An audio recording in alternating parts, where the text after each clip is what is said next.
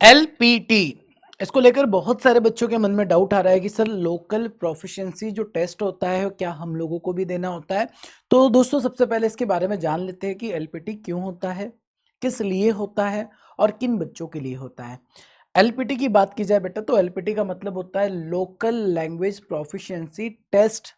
इसका मतलब आप जिस स्टेट से अप्लाई कर रहे हैं उस स्टेट का लोकल लैंग्वेज आपको आता है या नहीं आता है।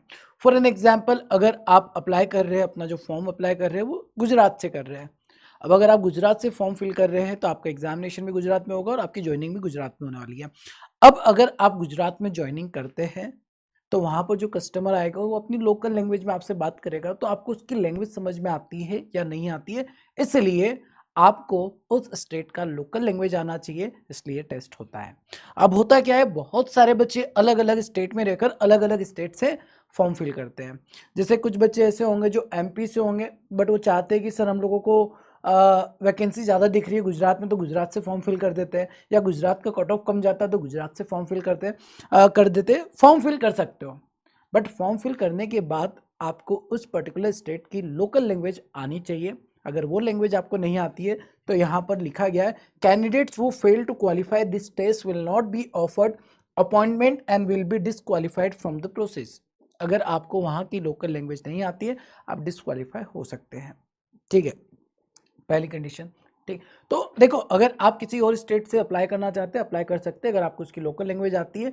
अब लोकल लैंग्वेज में भी आपको पढ़ते लिखते बोलते तीनों आना चाहिए। ठीक है, अगर आता है तो आप इस एग्जामिनेशन में एलपीटी के लिए भी एलिजिबल हो जाते हैं। अब देखिए, अगर कैंडिडेट वो प्रोड्यूस अ 10th स्टैंडर्ड और अबो मार्कशीट सर्टिफिकेट एविडेंस, मतलब अगर आपने 10th में, फॉर एग्जाम्पल मैं एमपी से बिलोंग करता हूँ और एमपी में लोकल लैंग्वेज हिंदी है, तो मैंने अगर 10th क्लास में हिंदी एज ए सब्जेक्ट पढ़ा है तो मेरे पास एविडेंस है कि मैंने 10th में हिंदी सब्जेक्ट पढ़ा है, मतलब मेरे को हिंदी आती है, तो मेरे लिए एलपीटी टेस्ट जरूरी नहीं होगा।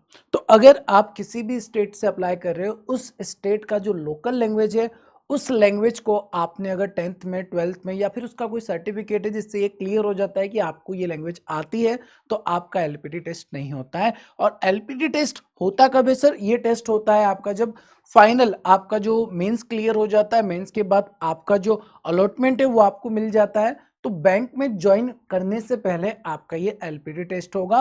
और अगर आप इसमें डिस्क्वालीफाई होते हो बेटा आप बाहर हो सकते हैं। तो थोड़ा सा सोच समझकर आप लोग स्टेट को सिलेक्ट करना। जो बच्चे ये सोच रहे हैं कि सर हमारे स्टेट में वैकेंसी कम है, हम किसी और स्टेट से अप्लाई करना चाहते हैं, तो जिस भी स्टेट से आप अप्लाई करना चाहते हैं आप अप्लाई कर सकते हैं, बट उस स्टेट की जो लोकल लैंग्वेज है वो आपको लिखते भी आना चाहिए, बोलते भी आना चाहिए और पढ़ते भी आना चाहिए। हालांकि एलपीटी टेस्ट बहुत ज़्यादा टफ नहीं होता है, सिंपल टेस्ट होता है। ठीक है, बट स्टिल आपको यार उसकी लोकल लैंग्वेज तो आनी ही चाहिए, बिकॉज अगर आप बैंक में जॉब करना स्टार्ट कर दिए और वहाँ पर अगर कोई कस्टमर आता है वो आपसे लोकल लैंग्वेज में बात करेगा, आपको अगर समझ में नहीं आएगा तो आप ही को दिक्कत होने वाली है। ठीक है, इसी के साथ दोस्तों जो भी बच्चे अब तैयारी करना चाहते हैं आईबीपीएस क्लर्क की, क्योंकि आप सभी जानते ही होंगे कि सर 10,000 से ज़्यादा वैकेंसी है, गोल्डन अपॉर्चुनिटी है, तो इस एग्जामिनेशन को क्लियर करना चाहते हैं, इसके लिए पीडब्ल्यू पर जो कोर्स आप लोगों के लिए प्लान किया गया है वो है target IBPS clerk pre plus mains batch, जिसमें आपके प्री और मेंस दोनों की तैयारी करा दी जाएगी।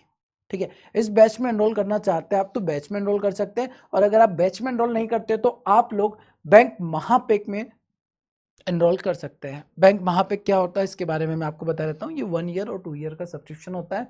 1 ईयर की सब्सक्रिप्शन की जैसे बात की जाए तो 1 साल के सब्सक्रिप्शन के अंदर बैंकिंग वाला पर जितने भी बैचेस आएंगे वो सारे बैचेस का एक्सेस आप लोगों को मिल जाता है। फिर जैसे IBPS PO, IBPS clerk, SBI PO, आने वाले जो एग्जामिनेशन है आरआरबी क्लर्क, आरआरबी पीओ, जितने भी एग्जाम होते हैं बैंकिंग और इंश्योरेंस के, वो सारे एग्जामिनेशन का आपको एक्सेस मिल जाता है। ये 1 साल की वैलिडिटी के लिए होता है और 2 साल के लिए भी सब्सक्रिप्शन आपको मिल जाता है। आपको जो बेटर लगता है वो आप ले सकते हैं। और 1 ईयर का सब्सक्रिप्शन आपको मिल जाता है केवल 2,999 रुपीज़ में। अब अगर आप बैंक एग्जामिनेशन की तैयारी करें, आप सोच रहे हो सर आईबीपीएस क्लर्क क्लियर करना है, तो ऑब्वियसली आपका ड्रीम ये भी होगा कि इन फ्यूचर में पीओ को भी क्रैक करूँ, तो आपके लिए ज़्यादा बेटर हो जाता है बैंक महापेक और महाविश्वास पेक में एनरोल कर लो, ताकि आपको जितने भी बैचेस हैं सारे बैचेस का एक्सेस मिल जाए। इसके अलावा यूट्यूब पर आपकी रेगुलर क्लासेस चल रही है, आप यूट्यूब क्लास को भी फॉलो कर सकते हैं। आई होप सो इस सेशन में आपको एलपीटी को लेकर जो भी डाउट थे वो पूरी तरीके से क्लियर हो गए होंगे, और अच्छे से तैयारी करो, अपॉर्चुनिटी अच्छी है, एग्जाम क्रैक किया जा सकता है। मिलते हैं हमारे रेगुलर सेशन में। Thank you so much, bye bye, take care.